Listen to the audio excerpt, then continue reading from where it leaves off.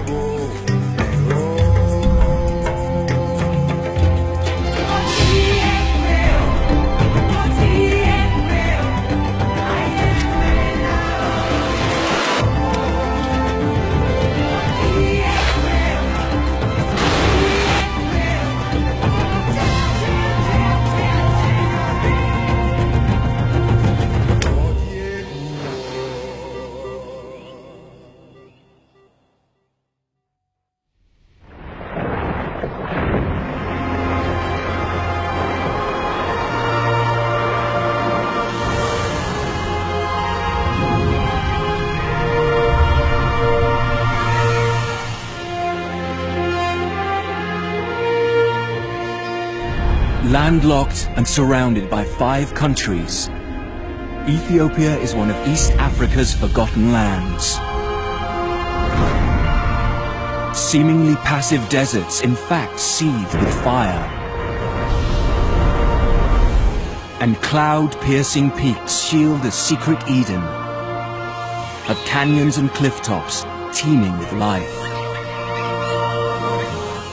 This fertile wilderness is a haven for a whole host of specialist hunters who have adapted and perfected unique strategies in order to survive.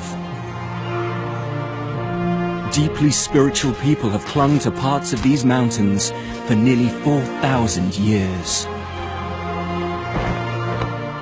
And the highlands are also the final retreat for one of Africa's most isolated primates.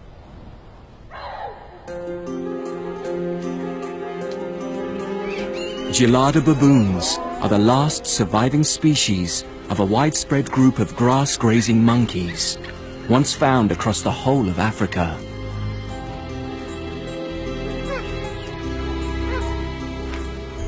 Their relatives began disappearing around 1 million years ago, when the African climate started to warm, and edible grasses began growing only at higher altitudes.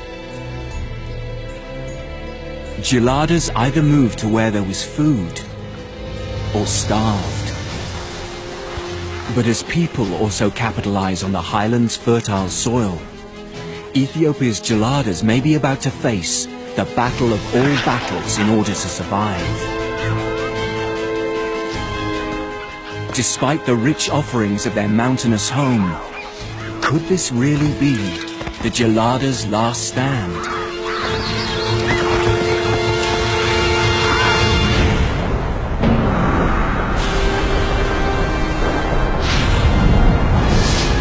"75 million years ago, magma from deep beneath the Earth's surface forced upwards a huge dome of ancient rock 800 kilometers wide, giving birth to the Ethiopian highlands.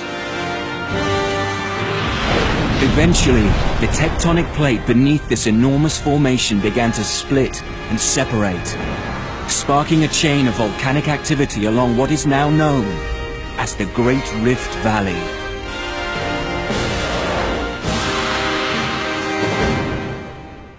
Today, 30 million years later, the Earth's crust along Ethiopia's rift is still being pulled apart at a rate of 1.5 centimeters a year.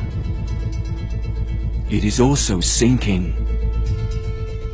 The Danakil Desert or Depression is currently over 100 meters below sea level, making it one of the lowest points on the Earth's surface. The Danakil, is also the hottest place on the planet. The average annual temperature is 34 degrees centigrade, with mercury levels frequently rising above 50. And with just 200 millimeters falling each year, rain is a rare event. Sulfur-spattered hot springs bubble away, heated by boiling lava deep beneath the Earth's surface. Lunar-like conical vents continuously let off steam.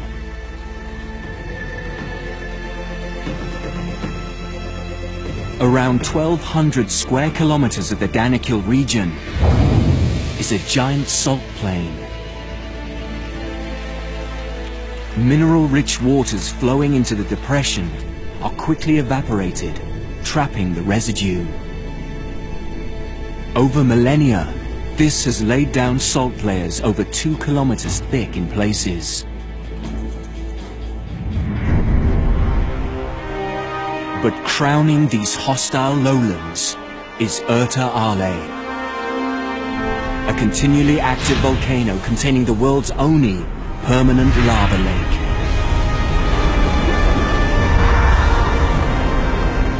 This sea of molten rock is more than half a kilometer across.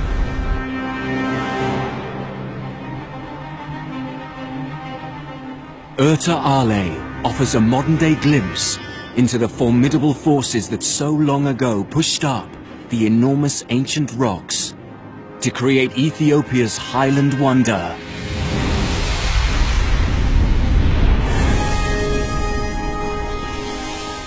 The roof of Africa.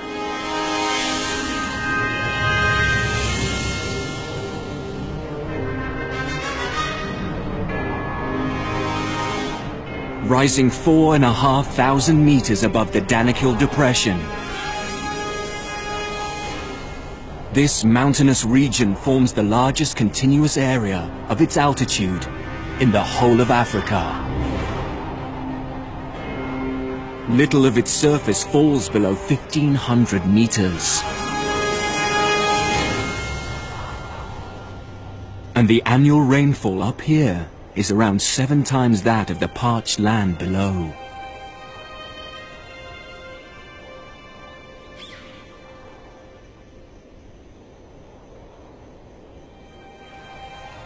In contrast to the Danakil Inferno, these temperate grass-covered hills witness snow and ice on their highest points. Night temperatures often fall below freezing. Despite the evening chill, Ethiopia's Simien Mountains provide the perfect home to one of Africa's most unusual grazing mammals.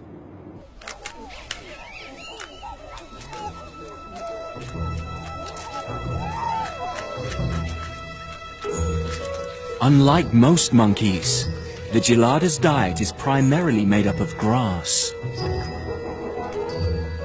Because a handful of these green blades contains a relatively small amount of energy, geladas spend around 60% of their waking hours cropping the plains. Unusually large molar teeth enable them to grind out the nutrients of each blade. Feeding is a sitting-down affair. Opposable thumbs along with a short index finger allow for a precise tweezer grip. Perfect for plucking grasses close to the root. With herds numbering up to 600 individuals, the highlands' grassy plateaus are in no time stripped short.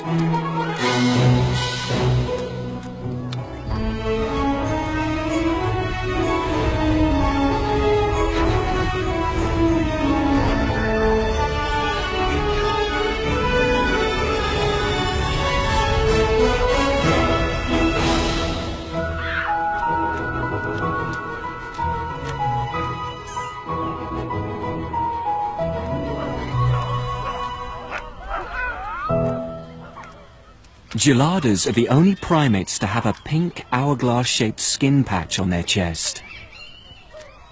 As well as adding to their distinctive looks, it has a more important use. In other baboon societies, the female's bottom changes appearance, signaling she's ready to mate.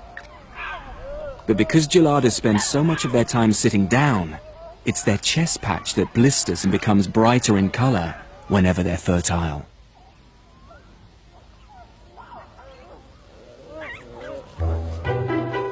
After breakfast, there's no better way to unwind and relax than a good rummage through someone else's fur.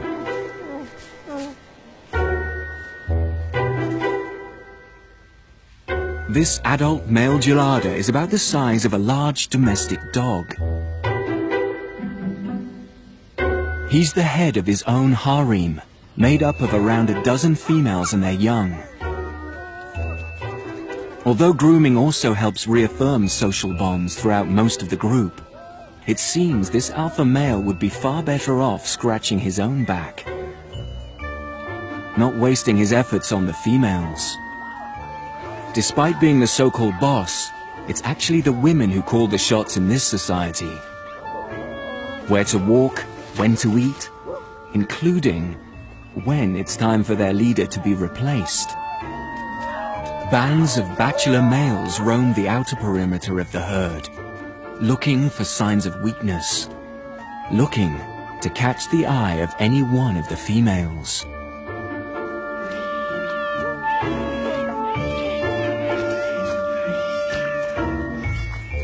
This particular alpha male may soon be forced to prove his worth. As night draws in, the herd head to the safety of the hollows in the cliff face.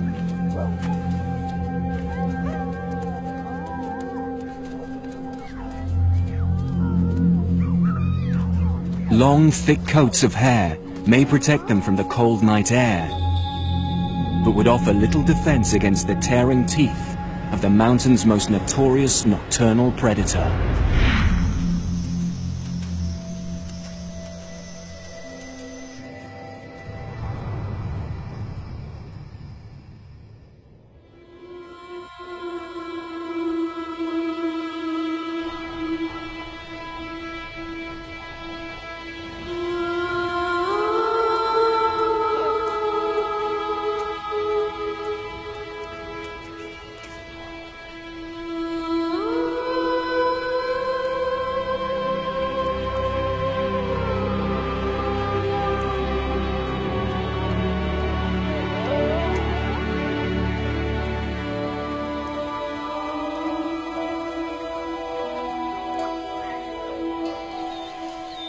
While many of Ethiopia's larger predators rest throughout the day, one particular pack of highland hunters is just waking up. Ethiopian wolves evolved from a grey wolf-like ancestor, making the journey from Asia to North Africa as recently as 100,000 years ago. Also known as the simian fox or simian jackal, they are similar in size and appearance to the European red fox. Packs contain up to 13 individuals.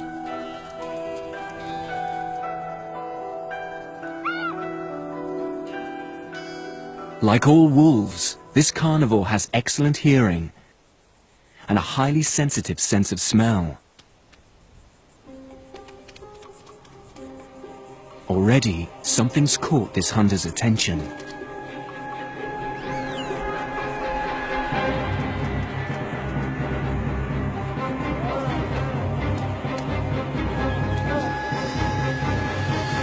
But unlike their pack-hunting cousins, Ethiopian wolves have modified their hunting strategy.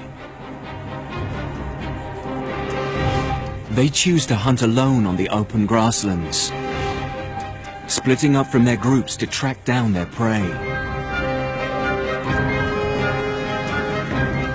The hunter freezes. Silence is key to avoid alerting its victim. keeping a low profile. It closes in. This stalking strategy can last just a few seconds, or sometimes up to an hour. Fortunately, geladas aren't on this predator's menu. Its eyes are focused on a much smaller meal. Success. Ethiopian wolves are the ultimate rat catchers. Of the species living on the plateau, small grass rats are the most hunted prey. Over 95% of the wolf's diet is made up of rodents.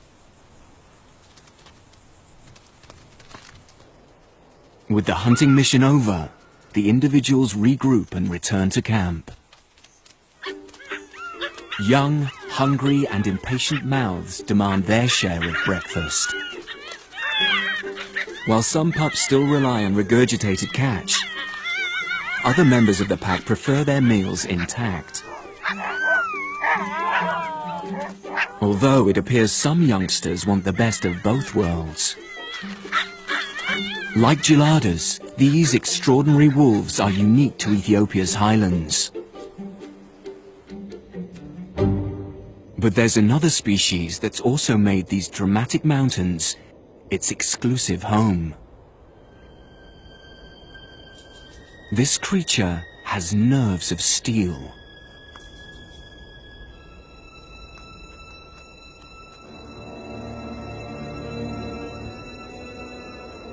Balancing on the edge of a rocky ledge, a 500-meter drop just a few centimeters away. It seems completely at ease with the terrifying steepness. But like all mountain goats, Walia ibex have feet specially adapted for a life on the edge. Their hooves have sharp edges and concave undersides, which act like suction cups, gluing them to this ever-challenging terrain.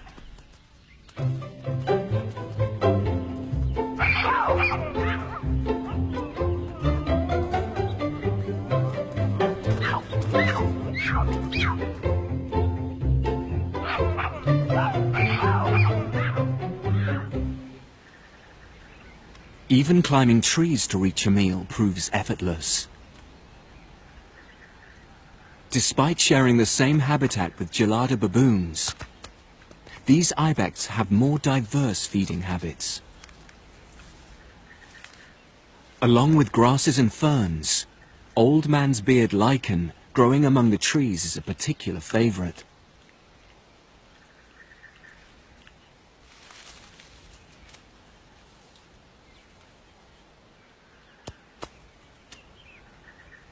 Male ibex spend the majority of their time living together in small groups, while females opt for a more solitary existence.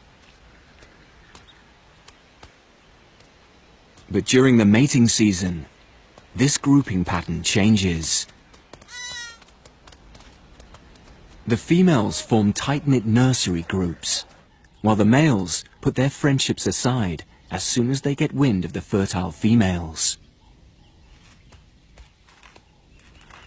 Although their meter-long horns make for perfect back scratchers, they have a more important use at this time of year.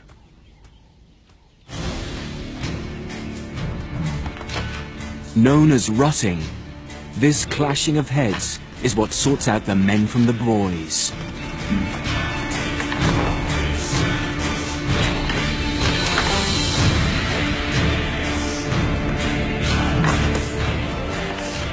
As one battle is decided, another challenger steps forward. It can be a drawn-out war lasting several weeks.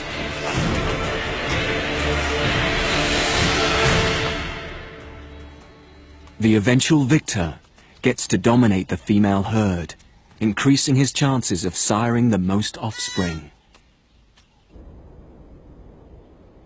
Although Ethiopia's highlands provide the perfect refuge for many creatures, There's another mammal that has also risen to the challenge of surviving here.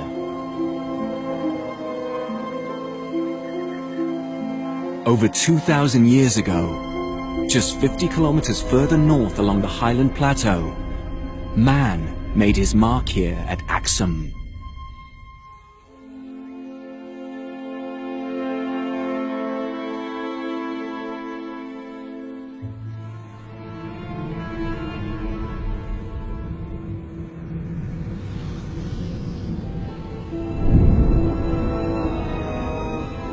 These obelisks crown the tombs of Ethiopia's ancient royal rulers, who chose this region as their political and religious capital around 3,000 years ago.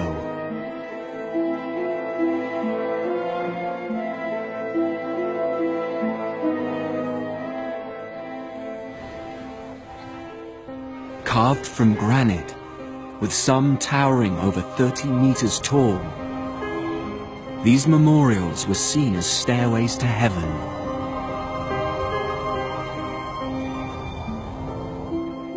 In the same mountainous district, a series of caves lie hidden amongst the landscape. For centuries, they have been the destination for thousands of steely-nerved pilgrims.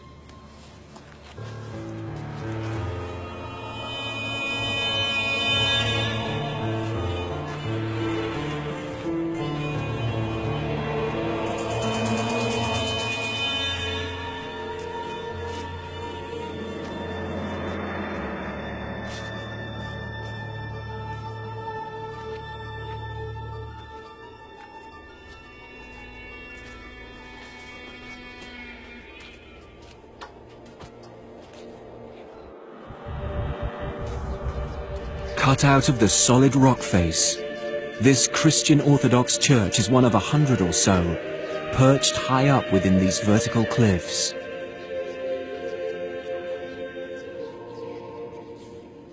Adorned with medieval murals, for over 1,000 years these holy hideaways have allowed their congregations to participate in peaceful prayer and spiritual ritual.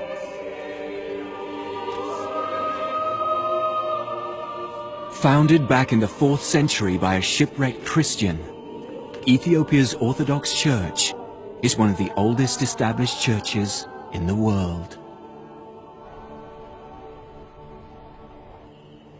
While mountain priests continue to conquer the high life, another group of people have lowered their sights, but taken on an even greater physical challenge.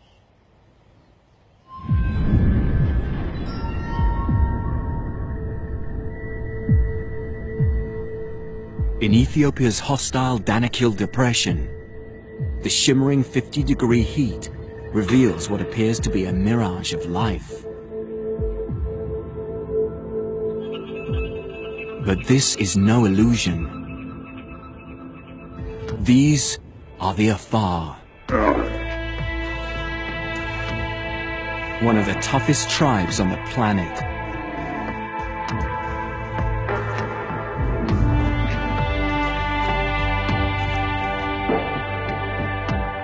For centuries, the Afar have dominated the Danakil Desert, once one of the only trade routes in and out of Africa.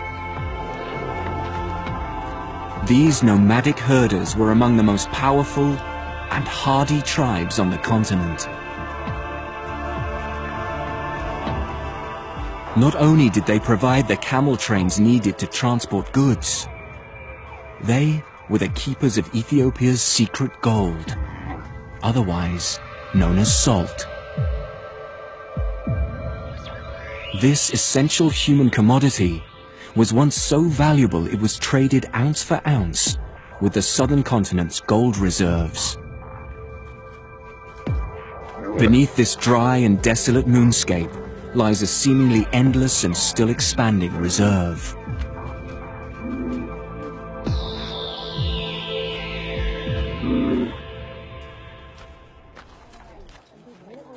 Although not quite as valuable today in monetary terms, the Afar still guard and defend this territory with all their might. Harvesting the salt is a team effort, divided into 3 separate roles. Breakers dig and lever up the salt layers before the masons shape each brick. This is a fine art. Each block turns out to be virtually identical to the next. Packers and loaders ensure the blocks are securely fastened and balanced on the camels' backs. Each animal can carry up to 24 blocks, a load of around 170 kilograms. The Afar alternate the locations where they mine.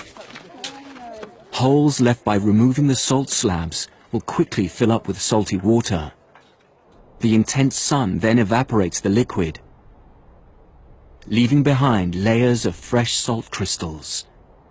This way, the harvested section of plain replenishes itself time and time again.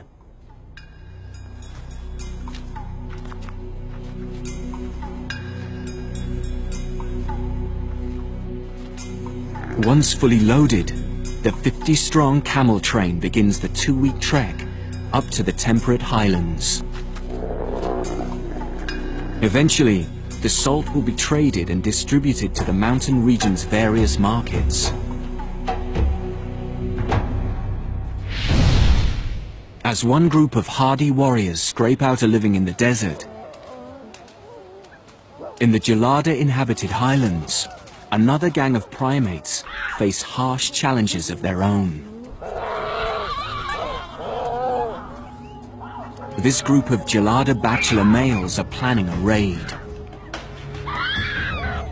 The harem's alpha realizes he needs to act fast if he is to protect and retain the support of his much-prized females. Pulling back his highly elastic upper lip over his nose, he reveals 2-inch-long canines. The message to these potential challengers is clear: back off, or I'll attack. But one of the bachelors appears unfazed by the threat and stands his ground. Left with no other option, the harem's alpha male attacks.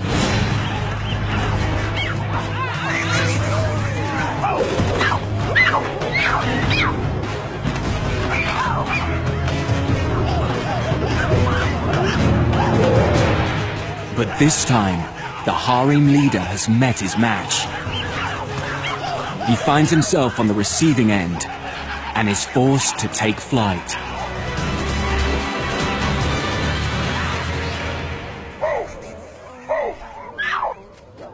With badly bruised pride, the alpha male attempts to rejoin his group.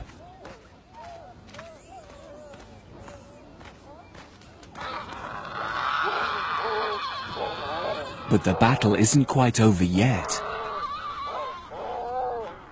The victorious bachelor male moves in to claim his prize. But it's soon apparent defeating the alpha is only half the battle.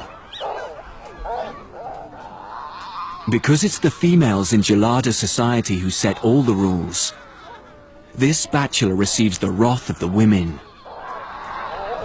who send out a clear message of support for their current leader.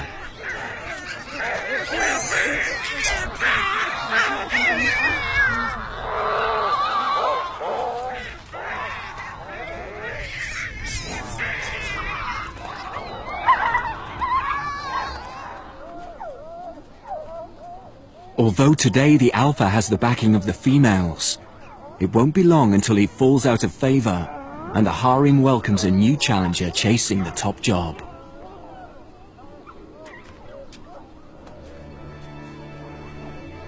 Fortunately, competition and fighting over food is a rare occurrence up here in the abundant grass-covered hills. But relatively recently, another mammal has realized the value of the highlands' fertile soils.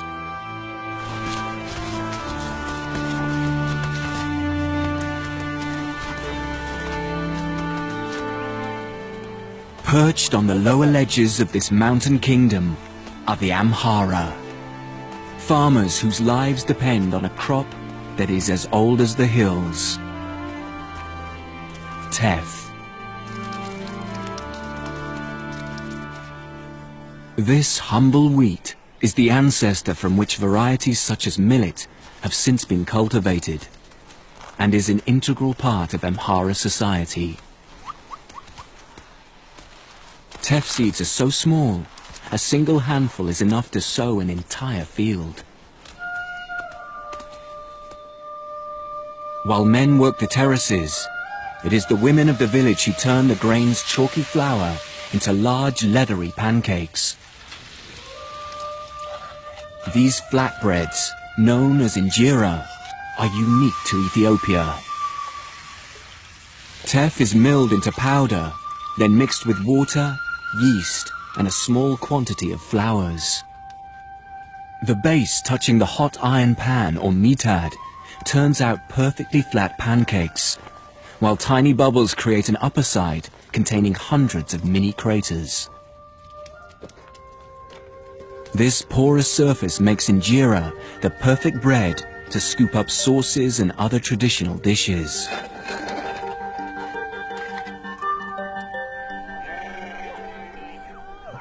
As well as farming crops, the Amhara also maintain herds of cattle, sheep, and goats. These highlands are the perfect grazing territory, and despite greatly outnumbered by the region's grass-picking primates, these four-hooved herbivores are welcomed into the fold.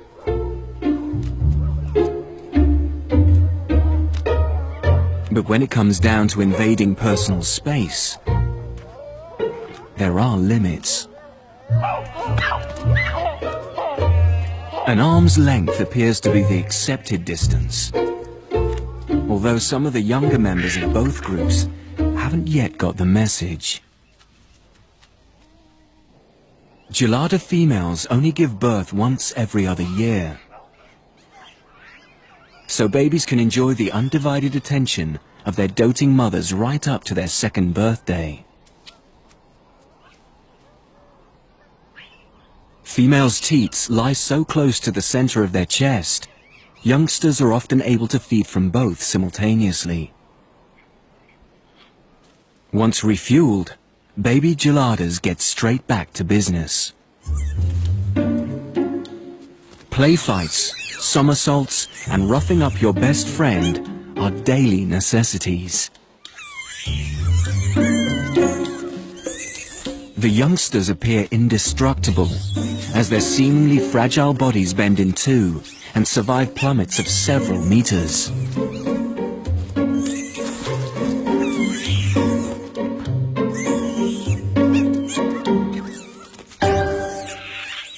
But the peaceful scene may soon be about to come to an unsavory end. Geladas and Amhara people share an ongoing territorial battle. And these shuffling simians are getting uncomfortably close. This farmer's crop would be easy pickings for such a voracious gang of grazers. No fence would be high enough to deter such agile climbers. The teff from these fields is an important source of income, so the farmers have no option but to defend their land.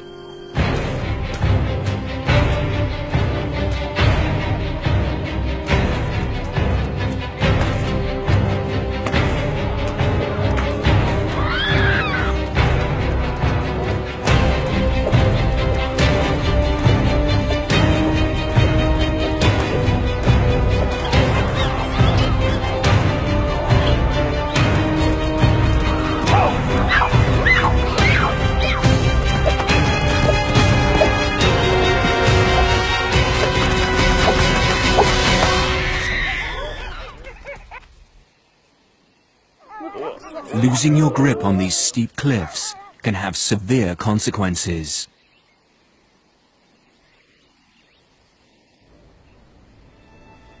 Living the high life comes with many benefits. But the further you climb, the greater the fall. As the morning thermals begin to rise, an ominous silhouette circles above.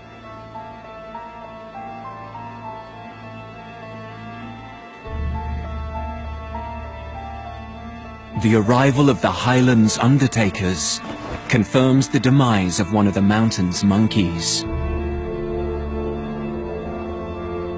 At over a meter tall, lappet-faced vultures are one of the largest scavengers in the region. It dominates all other birds when feeding. The carcass is quickly stripped clean, as other airborne freeloaders get wind of the meal.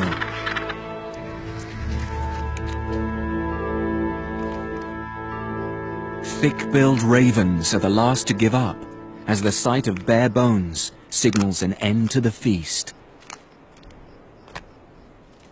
But for one avian predator, a cleaned-up carcass is cue for a banquet to begin.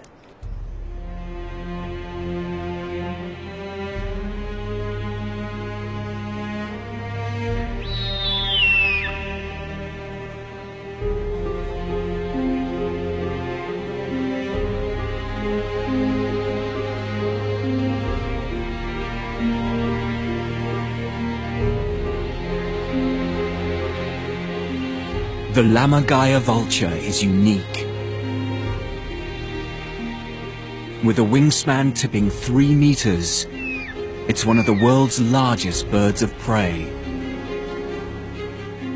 It's also the only creature on the planet with a bone-dominated diet.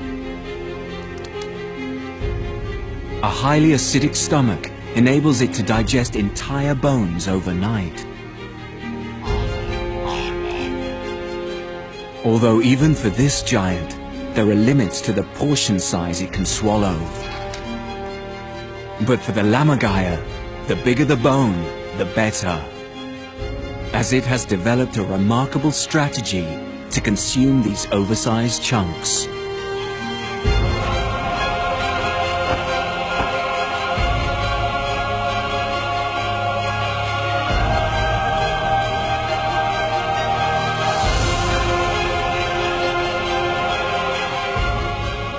After reaching a height of around 200 meters, it's time to let go.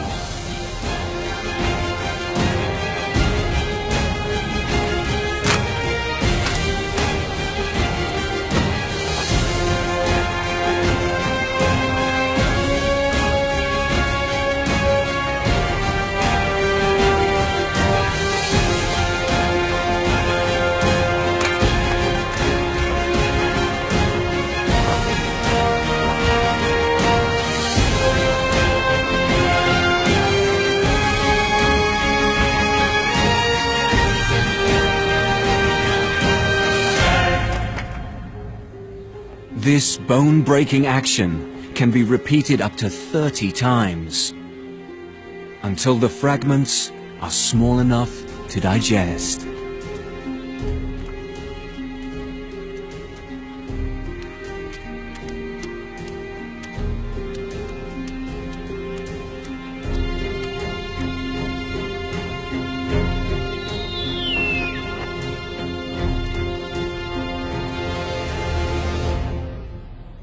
South of the highlands, in Ethiopia's Omo Valley, lives a bird that has a unique trick up its sleeve when it comes to obtaining food. This species is being followed. Each time it bounds from tree to tree, a series of shrills and calls seem to advertise its new location.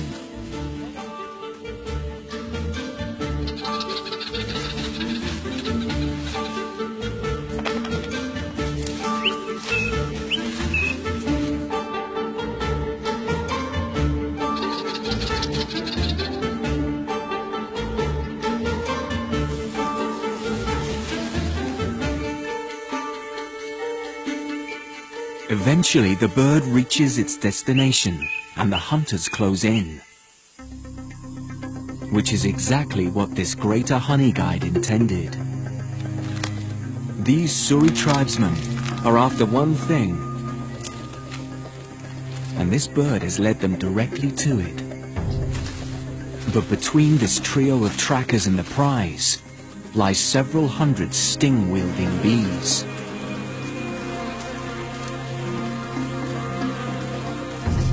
To bypass these guardians, the hunters draw on an age-old secret weapon. As soon as bees sense their hive is under attack, they release a pheromone which acts as an alarm odor. This initiates a response from the entire swarm, who instantly set about attacking the intruder.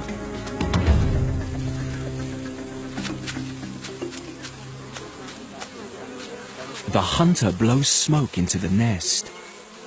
This not only dulls the bees' alarm receptors, it also causes them to instinctively gorge on their honey. This feeding response comes out of fear that they'll have to relocate their hive due to a potential fire. The gorging also has a pacifying effect, making them less likely to sting. Once the honey is collected, the tribesmen need to complete the final part of their mission. After waiting patiently for over half an hour, the honey guide finally gets its share of the deal. Honey guides are one of the few birds that have specialized enzymes, allowing them to digest beeswax. Along with the odd insect larvae, it makes up the majority of this species' diet. Without the hunters, or another honey-seeking animal's help, the bird wouldn't be able to access the wax hidden deep within the hollow of the tree. Should the tribesmen fail to reward their assistant, legends state next time it could take revenge by leading them to a waiting lion or venomous snake. As well as collecting honey, the Suri people are farmers, keeping a large number of cattle and other livestock. These fertile pastures, bordering the Omo River, enjoy a mild climate with heavy rainfall. Perfect for raising cows, which are an important status symbol for the Suri. Not only do the cows provide milk, during the dry season they're also the source of another protein-rich, thirst-quenching drink. One of the tribe's teenagers takes aim and makes a small incision in the side of the cow's neck. Around 2 liters of blood is collected from each animal once a month. Each bowl is consumed instantly before the contents begin to congeal. The Suri rarely eat their cows and will only kill them as a sacrifice on very special occasions. Men are judged on how many cattle they own and begin caring for their calves from the age of 8.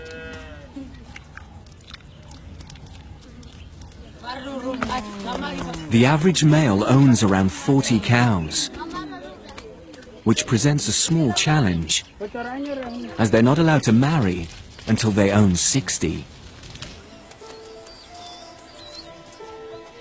Suri women are some of the most recognizable tribespeople in Ethiopia. These teenage girls have recently had their lower lips cut. The incision is held open by a wooden plug until the wound heals, and then progressively larger plugs will be inserted over a period of several months. How far the girls stretch their lips is up to them.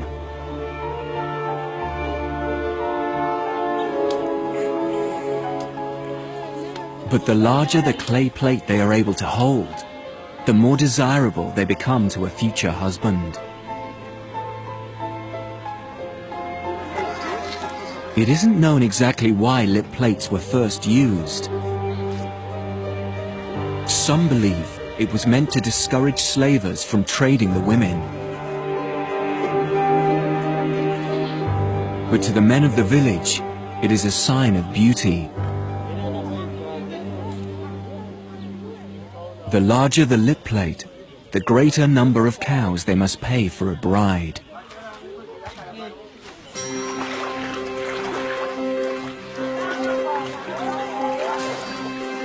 As well as offering an ideal environment for agriculture, the Omo Valley also provides another source of income for the Suri tribe.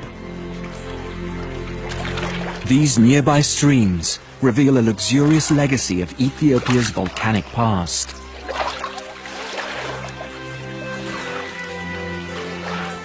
Along with honey, the gold panned from these streams is taken to market and often traded with the people of the highlands, including the teff-growing Amhara.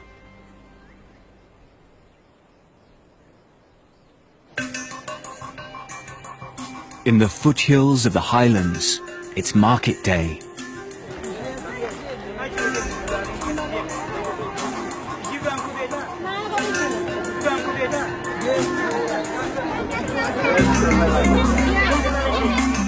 Salt from the Danakil arrives via the Afar people's network of dealers, while Amhara women prepare to trade their teff with buyers from far and wide. The range of goods on offer is endless. While these young Oromo men haggle over the price of rock salt, another member of their tribe is on the lookout for a more unusual product. As the market comes to a close, money changes hands for a much prized